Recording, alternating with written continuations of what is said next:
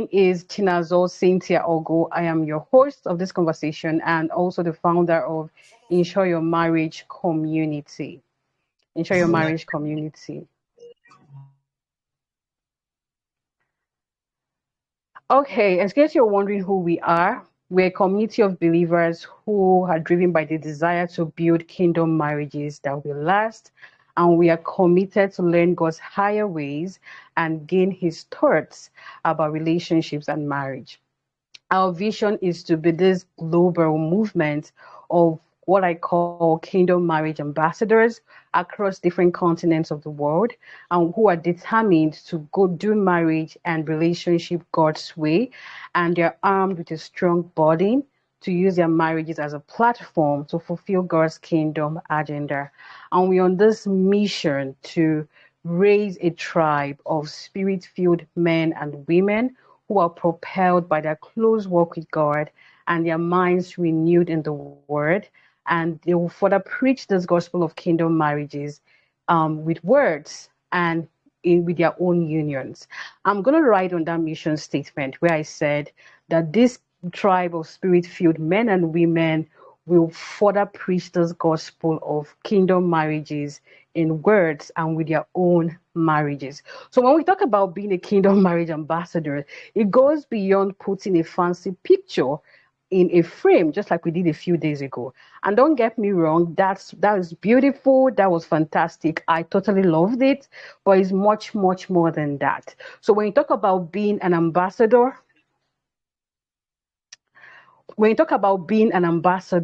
you're officially the face of the kingdom. You are the representative, you are the messenger, right? You're the face of the kingdom. And so God is expecting you and I to be kingdom marriage ambassadors. God is expecting us to represent the gospel of kingdom marriage with your life and in words, okay? And so you can't separate being a representative from going public with the values you uphold. You can't separate being an ambassador from going public with the standards you live by, the truths you believe in. You just have to be unashamed. You have to be unabashed. You have to be unapologetic about these truths you're learning. Starting now as a single person, you don't have to wait until you're married. Right now, you start to push out this gospel, both in words. And of course, eventually, when you get married, your life, your marriage, your relationship will be a proof that this thing works. And what's the implication of this? What it means that you and I, we ought to get it right. Because we want to be kingdom marriage ambassadors, we want to model this kingdom marriage both in words and with our own lives. What it means is beyond just championing the course verbally in the course of interactions in our classes, in our places of work, in our families, beyond, kindly mute yourself, please, beyond posting on your status, your life has to be a proof this thing works. And you just have to get your marriage right. You just have to marry the right person, because you don't want your life, you don't want to be a hypocrite. You don't want to preach a different gospel and you're living out something differently.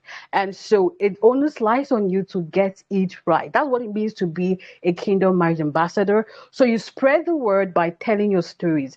I don't want a case where your story, you can't be proud to tell your story because you didn't model this kingdom marriage thing well with your life, okay? And so, like one of us rightly pointed out today, the best way to change society is not through reforms, is not through revolution. The best way to change society is to tell an alternative narrative. And the people with the best and the most prevalent story get to shape culture. And so if we're going to shape culture, I talked about creating this movement that requires us telling stories. We're just going to be very loud and very public with what we believe in. And so today we're having one of us who I had to beg her to come on board and share her story. And hopefully this will be like the beginning of many stories that we'll be telling on this platform. And so let me use the opportunity to say, if you're willing to tell your story, come forward, let me know. Just I'll be able to set up a date for you and we'll tell our story. We're going to get used to storytelling next day in our IYM conversation. And so today we're having Olivia on board. And my excitement is because her story is kind of one of a kind, not something you see very out there, not very popular. I'm talking about the idea of getting married in less than 1 year. Now, the big deal for me is not just about the fact she got married in less than 1 year. She won't be the first person doing that, neither will she be the last. And possibly you've met people who have done that and somehow possibly have sad stories to tell. But the beautiful thing about Olivia's story is that it was written by God. It was orchestrated by God. It was what I call a quick walk that was cut short in righteousness.